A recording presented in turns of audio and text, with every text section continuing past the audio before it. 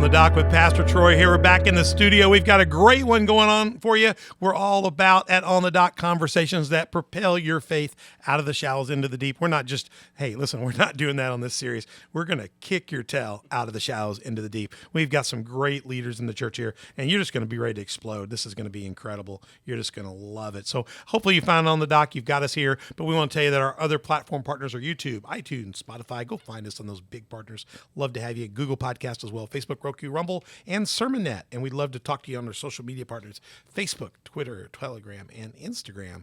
I don't know how to use Instagram, but we have it. So check it out. Send me an Instagram. I want to see what it looks like. Donald will show me. And once you find our site, subscribe, hit like, notify. I know I have an Instagram account, but I don't know how I use it. I get stuff on it. I don't know how. It's like somehow. Subscribe, hit like, notify, share, comments. Make sure you're sharing our show out, but make sure mostly you're subscribing, liking, and hit notify. So when we put up our episodes on Tuesdays and Thursdays, it tells you there's a fresh On the Dock episode. And by the way, you can go find out more and be a partner with us by being a partner through Patreon. Go download the app, become a Patreon partner at On the Dock, and find On the Dock with Pastor Troy, become a partner, supporter. We have a partner platform and we have a supporter path. And if you get to be a partner, you can get one of these fine coffee cups that are sitting on our table today. We'd love to give that to you as a gift for becoming one of our partners here at Patreon. Check that out. You can always find all these platforms. You can find out how to become a Patreon partner. You can find out everything, include watching our embedded video support system, or a link to all of our platforms by going to onthedock.org, and email us if you have any questions at info@onthedock.org. We'd love to talk to you. We're in classes in session because this is great. We're in LifeSource Church series part 2, and we are going to jump. We had a great, go back and listen to part 1. It was phenomenal. Got a great couple at the table here. I'll tell you about them in a second. But we talked about in the first one, just gave an introduction to what they're doing. It's an incredible story. Great start. We marked some things that are going to be incredible to talk about more in depth as we keep moving. But we're going to move into part 2, and we're going to look at pastoring trends and changes with COVID-19. I think we all learned and grew in COVID, and we want to find out what happened up in West Frankfort. At the table here On the Dock of this beautiful cottonwood table, we've got Pastor Brent, Mother Kara Pyles. Mother Kara, term of respect for somebody that got drug kicking and screaming into ministry with her husband. Go back and listen to part 1 as she shares her story. She's a PK that got stuck in this as a now mother of the church. But you know what? God's really using you.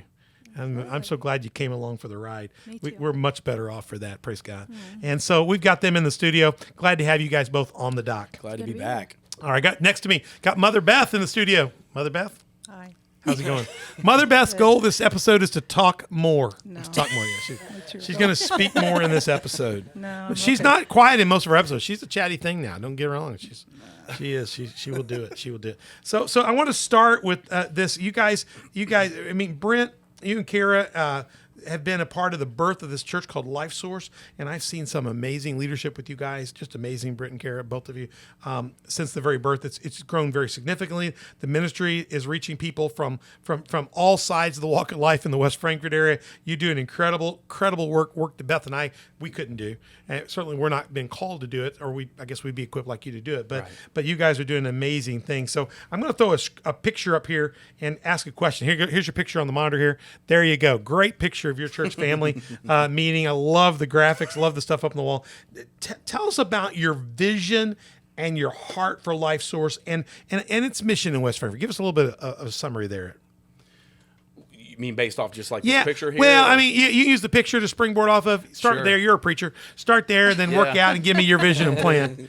Well, I mean, that right there, man, that picture tells you a little bit about our heart, because the people that are in that picture there literally come from every walk of life and have overcome every challenge you can imagine. And we don't take any credit for it. Obviously, we give God the glory. But, I mean, you're looking at people that should be in prison, should be dead, people that have overdosed and survived. You're looking at people who've just literally went down to absolutely nothing and would be the last people you would ever think would be in a picture worshiping. I mean, like, if you were to go to their families and say, can you believe that's your daughter, that's your son, or that's your family, they would be like, nah, there's no way, because these are people that everybody counted out.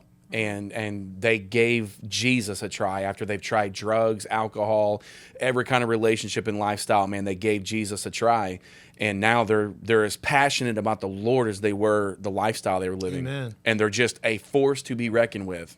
Amen. Amen. Yep. And you're basically your mission is to get out there and reach the hard reached places, Yeah. find the sheep that are really down in the rough places, and get them out. And I love that. Every one of us, when we're lost, we're hard to get to. Right. But you've got people that have some significant challenges that come in. It's kind of like coming in to bat with 2 strikes on you.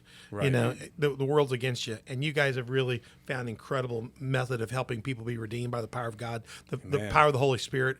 I see the reports, whether it's on your Facebook channel or your stuff. I see the reports of the baptisms, people being filled with the Holy Spirit. You know, we love what we see, that what you're doing and what's going on. I love the reports when you talk about so and so got baptized this week, and you put that out. We pay attention. I see all those. I mean, I've been involved with you since the beginning, so Yes. I always feel like a kind of a little bit of a grandpa to you. Right. I mean, we're just really proud of you guys. Yeah. Thank And you. we love every time we see that. We know the devil just gets a stinking thumb in his eye, and Right. I always say, see, buddy, they're not yours anymore. You know. Right. I love what y'all guys are doing. Amazing. Hey, listen, what are some of the featured ministries and some of the outreaches you are doing at LifeSource Church? What are those key top ministries, top outreaches you got going on today? Well, we do a lot with drug recovery. We deal with that a lot, and we're very close to focusing on doing like a homeless shelter. That's that's our next big focus, is creating a shelter. We've got a very big building. We've got all the room necessary. So our next big thing is going to be trying to create that. But we do a lot, man. We meet the need for poverty, man. I mean, that's where people struggle, is in the area of poverty. And so we make sure that people have something to eat. They've got something to wear. We make sure that they're connected to resources they need to get better, because that's our whole vision, is to meet those needs in our city. And you can't meet those needs by sending them off everywhere else. I mean, you've got to have resources. You've got to do more than tell them I'm praying for you, because James said if someone tells you that they're cold and you don't give them a coat, or they say they're hungry and you don't feed them, and all you do is say, well, I'm praying for you, he literally said, what good is your salvation? Right. Wow, that's good. What good is your, it's not, I mean, we always talk about faith without works is dead, but it's literally talking about your salvation. That's the type of faith. Salvation. There's no work. You're just being without- who you're called to be. That's it. If you're not fulfilling that mission, that mandate, then what's the point? Right. So that's our big thing, man. We just really want to meet those needs and help get people where they need to go. Give people a little bit of a feel. I know we've got tons of problems in the Marion corridor here with meth and people. Heron right now is low to. We're sitting in the middle of about 3rd Heron, Carterville, Marion. We've got heroin all over Heron right now. Yeah. We've got the meth over here in Marion. We've got some real challenge. We see growth here, but we have some severe challenges: crime, that. theft. What are you facing up in West Frankfort right now in those kind of issues?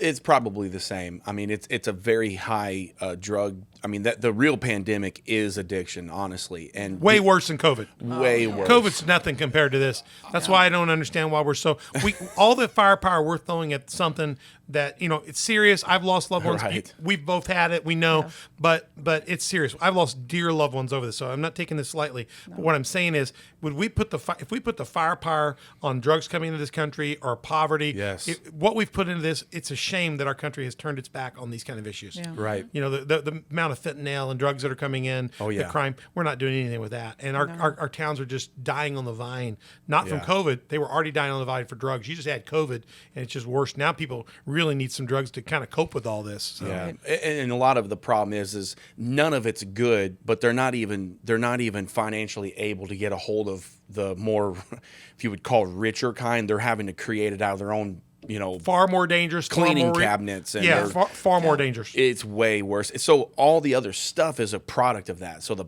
crime and all the other issues is a product of the addiction. Mental health as a result of it, Everything, what it man. affects, man. You got your hands full, and we see that too in this area as well. And what we're doing in this series is you guys, LifeSource, are the second church that we've done. The first church we did was Christ Church out of Fairview Heights. My brother in the Lord, he's my spiritual brother, Shane Bishop. Shane came in, and we looked at Christ Church in our series, Pastoring in 2020 and Beyond. And this is kind of a continuation of that series where we're really we're trying to find out what a pastor in 2020 and beyond, and through COVID, and now on the other side of COVID, beyond COVID, is facing. So we're looking at what I want to look at with you a little bit is the health.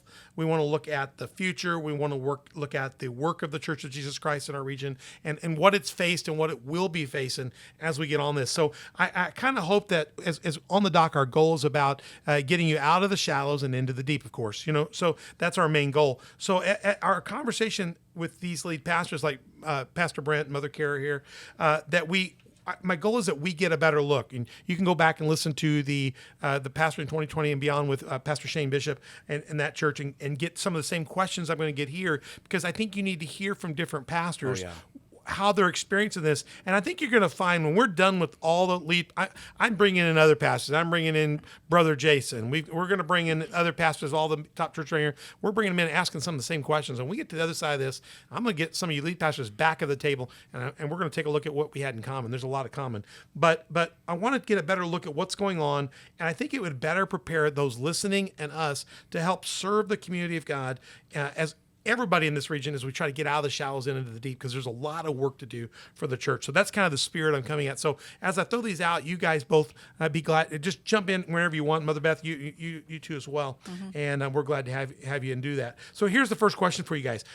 What are those two or three, just you guys work through it. It doesn't have to be no set number, but what are two or three challenges that you faced in the heart of the pandemic of COVID that were the biggest challenges for you at the LifeSource Church?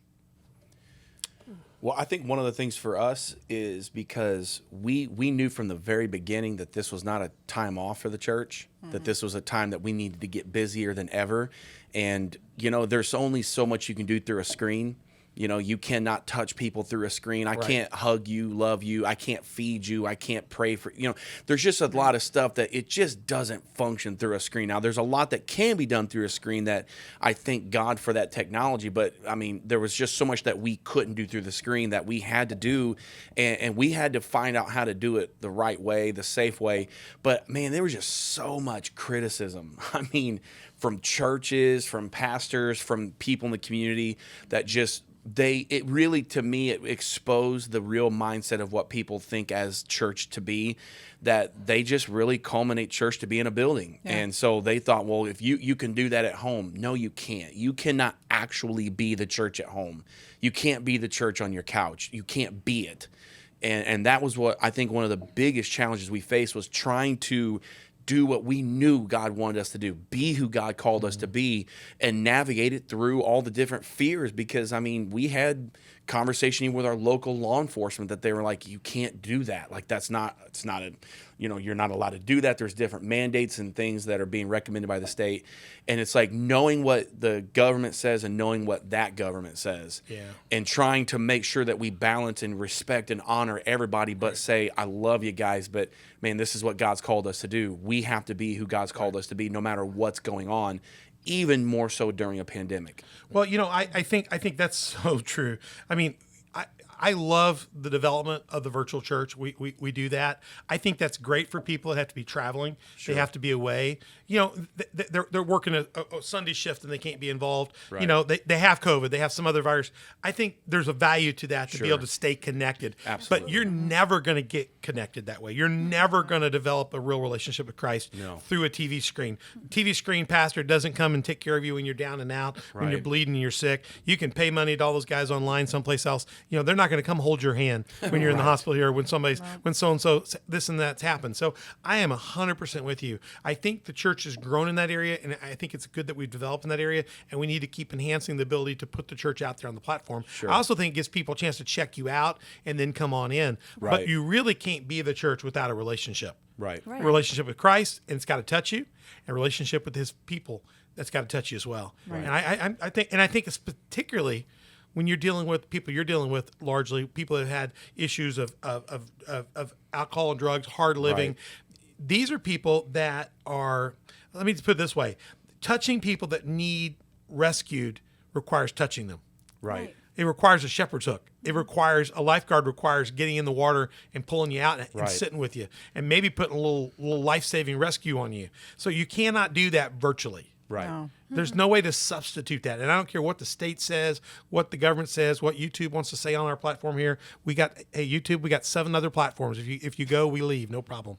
But here's the deal. Yeah, isolation just feeds into that. It's actually the thing that caused a lot of what happened to the people before you got them. Right. And now the world wants to tell us we can't reach them and can't get to them. Yeah. No, Jesus can reach the perishing. He walked through walls to get to us, cross seas to get to us. He will protect and guide us through that. I've learned that. Yeah. So I think we can do the best we can to honor what the state asks us and be safe. But at some point in time, as pastors, you and I are called to rescue the perishing. Right. Yeah. There was a record number of relapses, record number of suicides, depression because of isolation, because we service a community that depend on what we do every week. So when that became threatened, our whole community was like, please tell me we're not shutting down, which we didn't. We just got creative in how we met. I thought when they did the 14 days, okay, fine. We can all live with that. Even they can suffer. But when that got to be a month, that's when we should have said, okay, people are going to have to just get through this and grin and bear it. We got to get back to a little bit of normalcy. If you're at risk, then you be responsible for yourself and distance yourself.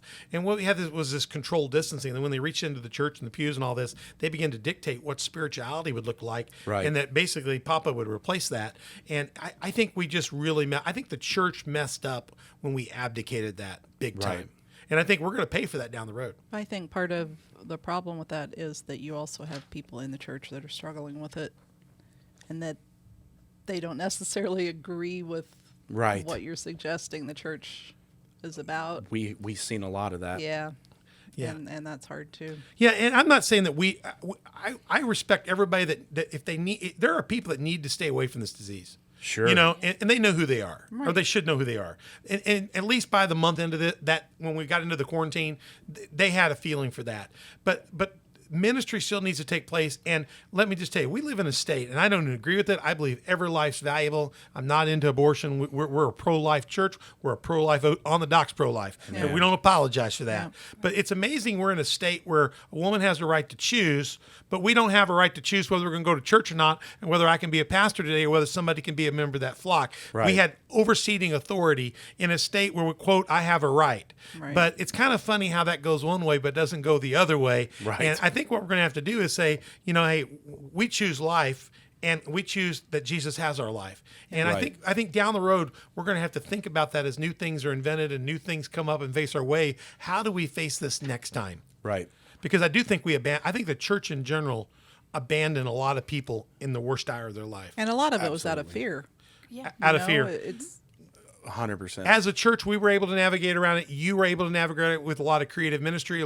We worked a lot of fence lines, and we did a lot of creative things. And I think that's why you guys have come through this so strong. I think that's why we've come through it. So what were besides the fear? What's another one or two of those challenges you faced? You mentioned the first being just the fear and the broken of relationships was the first one. Yeah. You want to share something on that, babe? I don't want to keep being the only one that talks. He's trying to make her. He's trying to make her say something. Go. Well, I don't want to be the only one talking. What for you as a mother of the church was your biggest challenge during that time? My personal, or just as your biggest challenge in leading the church with your husband. What did you see that the people were struggling the greatest with? What did it really? Where did it really test the fiber of your church? Well, I know, like with having to follow guidelines and stuff, I think not being able to I don't know. I think fear is just the biggest thing, period. I think it all goes back to fear, because you have a lot of people. I mean, we can't reach and encourage and counsel if they don't want to get one-on-one with you, if they don't want to get too close to you. And that's what our calling is. That's what our job. I don't want to say job, because we love doing it. It gave a lot of people excuses to back off too. Maybe the Lord was on them, and they got fear, so the fear took in, and go, I better not, And the next thing you know, you're in your house, you're isolated, and if you're into pornography, you're back on it. If you're into alcohol, I need to drink because I'm lonely or whatever. So a lot of things got rejustified by our lack of action and our inability to act. I mean, in some ways, we were literally threatened. I mean, threatened by our health departments, threatened by everything. So it was a challenge out there, and I'm not saying that we don't need to be good people in the community. Right. But I think we're going to have to really work harder and be smarter when something like this happens again, and make sure we're not abdicating too much of our rights. Right. I think a lot of that's been pushed back on now, so I Right. think it might look a little different in another round of this. Right. But we certainly gave up something, and I think the devil got to eat in some lunch boxes as a result of it. Yeah, That's and for I sure. don't mean this disrespectfully in any way, but I feel like when you have the visual and you do the recordings live and stuff, and you don't have the one-on-one with people, a lot of people stayed home. I think those are the ones we had to reach for the hardest. Yeah. Yeah. Not right. new people. We had to reach for them again and encourage them again because they got so comfortable sitting at home. That's right. And I'm not saying you can't feel God at home. I feel God at home all the time. Yeah, but I don't think you but can it's replace different. that. I don't think I can No. replace the relationship. No, there's Not something at all. totally different than sitting in an atmosphere with a group of like believers and just feeling the Spirit of God in there. And bringing your gift to the room and bringing Yeah. your That's faith to just the room. it right Yeah. there. Yes, absolutely. Yeah. And I do think the video serves a purpose, but that purpose can never replace the Church of Jesus Christ. No. The presence. To me, it's like tiding somebody over. It's like eating an MRE when you have to. You're eating this meal because you got to eat it. Right. You know, and it'll get you through, but it's not the church. No. It's kind of like it's like a micro version. You Right. know, it's good for a moment. And let me throw this out to you. What are some of those top things that you've learned about the state and the welfare of our greater area churches? I want to look at the state of the church in the West Frankfort region. I can tell you what I think about the state of the church down here. One of my brothers, Brother Mike's in the room right now. He's already heard me preach. He's already heard me preach to the pastors about what I think about it. So he's one of the leaders in our ministerial alliance, and through the whole thing, the Heron House of Hope stayed open through the whole thing. Mike was in there cooking. We were in there cooking. But to be honest with you, there were about 3 churches that stayed present through the whole deep of it. And many of them are coming back now, and some have gone by the wayside and stuff. But I mean, through the thick and the thin, I mean, Mike's military guy. He's been at sea many times. So when it was time to answer the bell, he answered the bell. But Right. there's a lot of pastors, a lot of churches that were just absolutely AWOL. Yeah. Yeah. When the alert came out. And so what have you learned about the state of the church in your area, the welfare of the greater church, and what happened during that time? What kind of holes have you seen? I think to me, it revealed who was the body and who was a growth on the body. And what ended up happening is I believe that when the actual true body of Christ came through the pandemic, I believe there was an absolute removal of every growth and everything that just kind of attached itself to be a part of the body, but wasn't actually servicing the body itself.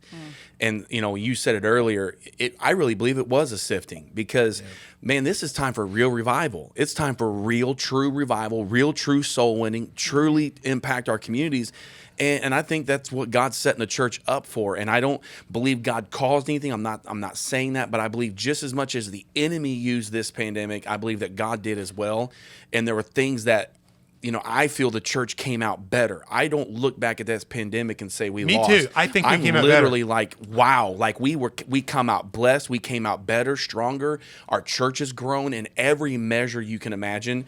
And I just believe totally agree. Yeah. Every measure, financial, Every. the lives of people, I think we've grown. Yeah, I feel like in a big way it just revealed what cloud everybody was following. But do you consider Right. that to be typical of what the experience of every church is in West Frankfort today? Would every church pastor come in and say, we grew, we prospered? Oh, It was absolutely not. No, you cannot say that here. But Pastor, some of them haven't even opened back up because I they know don't have there are churches anybody to still open up. closed Right. in our area. Yeah. Right. Still fearful. There are multiple churches in our hearing community Yeah. that never got to video services even at that level. So they totally shut down. Some of them couldn't. By the time they got to thinking about it, you couldn't get the equipment. It's really tough. Right. But and then like my grandfather, he comes from my home church. He's 100 years old in November. 100. He is. That's awesome. They've given tithe, helped build additions to the church. My grandmother and him were as faithful as it gets. That's my home church for my calling. And nobody through the pandemic visited him, No. brought him communion. We brought him meals every day. And I'd say, does anybody come? No. I began to bring him our CDs and tapes. And I know we're a little more contemporary. It's not his style. He's old school Methodist, but we checked on him every day. Anybody brought you tape? Anybody? No. We're talking about a year plus. To be a sad. member of a church for 100 years, your whole life, and to be in a pandemic like this and somebody not come and check on you and really, now they're kind of getting interested now, barely. Right. And he's like, why go? Right. There's a lot of that out there. But then there's a lot of churches that have done very well. And it comes back, I'll just tell you what, it comes back to leadership. It does. Absolute leadership and vision. it does. So you've learned that. What else have you learned, seen in the greater church in your area? The gaps, holes, other things you've learned?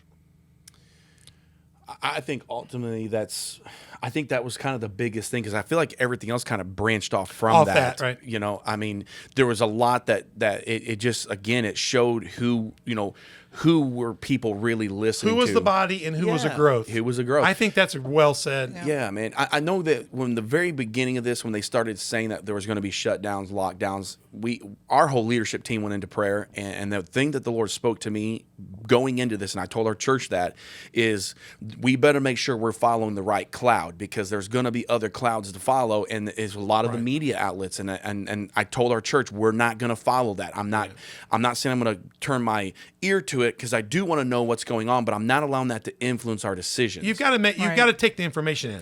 You have to. But how you grind that out is a whole different decision. Yeah, Israel had to follow a cloud. They had to follow that pillar of fire, and it was important that they followed the right cloud, the right influence. And I hate it, man, because I don't say this boastfully. I say it with pure just hurt in my heart, man, is it really just showed all along who they were following. And, you know, the Spirit of the Lord was not that much present in their churches to begin with, because when it matters most, that's what reveals true authenticity. Mm-hmm. It's not when everything's going okay that you can say we're following the Lord. It's when you're under fire. It's through pandemics that you're going to reveal who you're really following. And it was sad to see people that you're thinking, I thought you were here. And it's like, wow. Yeah. It was a definite revelation. Well, I think so. And let me get on my soapbox. I mean, I'm a pastor who has churches in Liberia and Asia right now, and in Thailand. They're in the pandemic right now. They can't go anywhere. But even my pastors there are holding their churches by Zoom. They're getting food out to the families of the church. In Liberia, COVID, they look at COVID like it's just another malaria. They are not taking it very serious, because they don't need to. They get malaria and typhoid on an average week that'll kill you. So this is just like, they're thinking, well, this is a bad cold, And so in Liberia, the problem is they can't get food that they need. So they're starving to death because nobody's importing anything. So they have less than they've ever had. But this is nothing. COVID has a factor of like 1% to 2% at the height of it, affecting 1% to 2%, a death rate at best 1%. If those that are highly compromised, well, gosh, that's true in Liberia. That's true for malaria, typhoid. You're compromised, you go. Yeah. They're culling all the time. Every rainy season culls. What I'm concerned about at the level, and I'm getting on my soapbox, is that pastors here, when COVID hit, pastors went, oh, dude, I'm going to get a bonus 14 days off. And so they shut the church down and said, holiday pay. Sorry, folks can't meet. I'm going to hang out and chill. And a lot of pastors just shut down stuff. About 10 days before we shut down, man, I started ramping up the House of Hope. We got ready to start serving differently. Lucas and I went out and bought $15,000 of camera equipment and stuff. So we made sure if it shut down, we could run this church Sunday 1, which we did. And then when everybody else tried to go get a camera equipment, they couldn't find any because it had already been bought by people like us. So leaders got out and led. They made plans. And then when the worst thing happened, we were ready to go on day 1, at least with some sort of alternative ministry. We were checking in every week with every family in our household by phone call. What do you need? How can we help? The House of Hope was providing food, USDA food, St. Louis Food Bank food, just like you guys were. But what my concern is, this is COVID. COVID's like 99% fine. You and I get sick, people do die, but it's not Ebola. Ebola killed 90% of the people it touched. Right. It killed women, children, old people, young people indiscriminately. You got on a motorcycle, put your arms around them, you killed both of you. Yep. It happened. They used the church's morgues. They used my church vehicle there as a thing to carry bodies in. And the pastors, I'd call them and I'd be on Facebook with them, and they had their whole suits on because they were out doing education things and trying to get food and water to people. The pastors there did not go hide. They didn't take 14 days off, then 30 days. And some of our pastors took another 14 days off. Then they go, it's a sabbatical. Woo! Yeah. And now a year off, and the pastors over there got in the trenches, and the Spirit of God's moving in Liberia. I'm concerned that we shut the Church of Jesus Christ down over a bad case of the flu, serious case of the flu. We shut it down. What would we do if we had something revelationally end times for real? Right. I'm concerned about the pastors and the leaders, our elders' ability to stand and have the fortitude to Right. trust the Spirit of God to lead them. I think we've all got to talk to God about our calling. Right. Because, I mean, we've got to ask, are we willing to lay down our, no greater love, John 15:3, no greater love has a man, 15:13, to lay down his life for a fellow friend. Are we willing to lay our lives down? You guys did that at LifeSource. You continued ministry. So tell me, what were some of the things that you guys were able to do in the middle of COVID? What were you able to do? Well, that's what birthed our food ministry, because, I mean, we were doing everything like that at a very small level, but man, by continuing through and being faithful through the pandemic, we were able to make partnerships with massive companies and organizations. So we were able to serve, probably 1,500 people, probably 1,500, 2,000 people a week that were coming through. And again, we weren't being reckless and silly about it. I mean, we were doing everything we could to honor every local mandate, but man, there was a bigger mandate, and that was to be the body of Christ. Right. And so we position ourselves properly, and God used us to do a lot of food distribution, a lot of necessities. It was amazing, because we had a lady in our church who prophetically showed. She told us probably a year before COVID, she said, I see a vision of us filling our platform full of toilet paper, toothpaste, all these necessities that, man, once the pandemic hit, you couldn't get none of that. And so before COVID happened, we were already stockpiling stuff, and we were able to bless people and give to people. That's awesome. And I just think, like you said, it came down to leadership, and we positioned ourselves right. So during the pandemic, we were able to meet needs.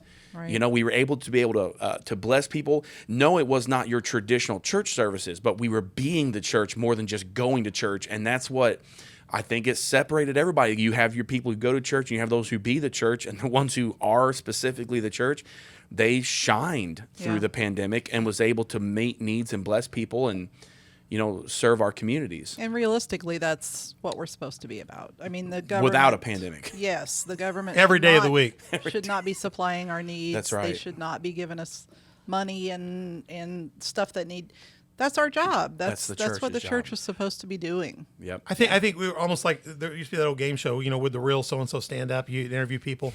Would the real church stand up? And I really do think this has been a sift. It has been a who was the body and who was the growth. And I think as we come through this, we need to take a hard look at our churches. And if your church made it through this by the skin of their teeth, I mean, you need to sit down and have a fortitude session and get planned, because if anybody thinks the devil won't try this again at a new level, you're crazy. Yeah. Right. You're crazy. When the devil comes and he eats, listen, I'm going to look in the camera this one. When the devil comes and he gets in your lunchbox and he takes your sandwich and then he eats your chips, and worse than that, he gets your chocolate chip cookie. Oh no. Then guess what tomorrow holds? Tomorrow the same big bully, his name's Slewfoot, is going to roll up there, dig into your box and say, I want the sandwich. And by the way, would you get me double meat this time? You better get me double meat. If you don't give me double meat, I'm going to get a little whooping on you. And then he's going to want your cookie, and he's going to want your chips.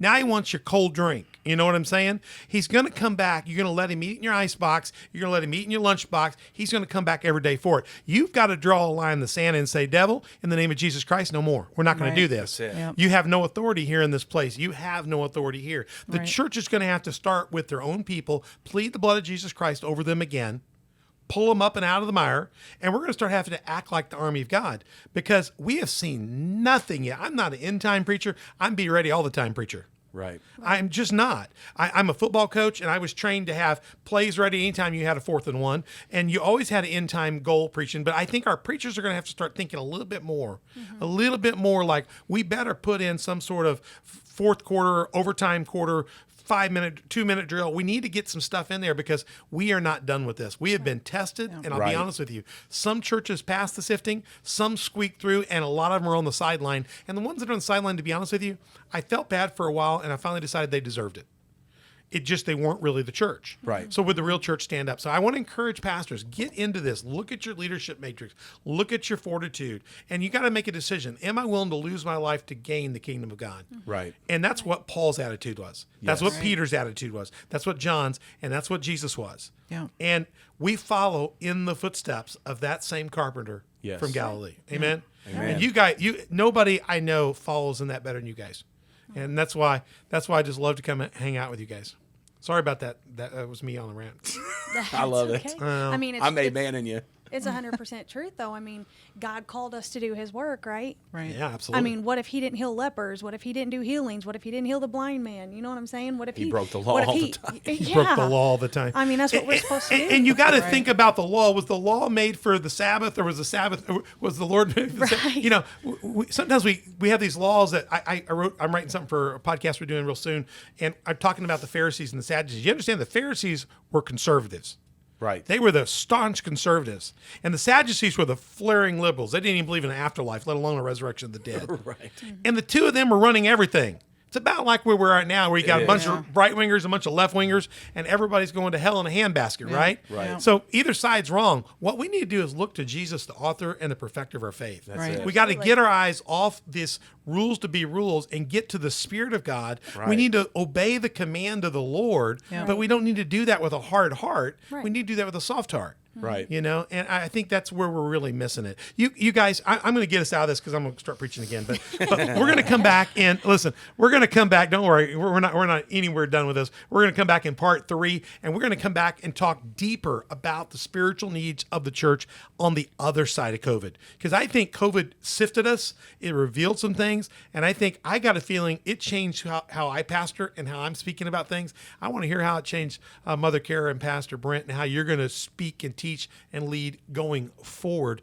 And that'll be a part of our Pastoring in 2020 and Beyond series. So thanks for joining us, guys. Thanks for coming in on this thing. You guys did great. Kara, you were vocal this time. I like it. And Mother Beth got flat chatty. Hey, yes, Yeah. I like that. So thanks for joining us here. You can find more about On the Dock at onthedock.org. You can email us anytime at info@onthedock.org. And you can find us on our platforms on all of them are under On the Dock with Pastor Troy. You can find us at YouTube, iTunes, Spotify, and you can also go to Google Podcasts, Facebook, Roku, on your Roku TV. Download the SermonNet app and then look for the On the Dock with Pastor Troy channel. You can also find us at Rumble. We love Rumble. Check it out. YouTube kicks us off. Rumble will be our full-time partner. And SermonNet, we're not scared of them. And you can always social media speak to us through Facebook, Instagram, Telegram, and Twitter. We'd love to hear from you. And please, when you find those different platforms, go check them out. Hit subscribe, like, notify, share, and tell other people about it. Will you guys tell people about our podcast? Oh, yeah. absolutely. Yeah, we'd love to have you guys yeah. share that out. Absolutely. Please do that. You can always become a partner of ours on Patreon. Go to Patreon, download it,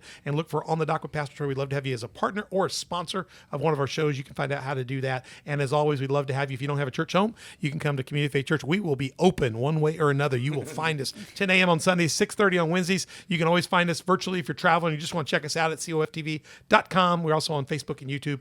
Hey, Brent, I'm going to let you do this piece. Tell us about LifeSource Church and invite people out.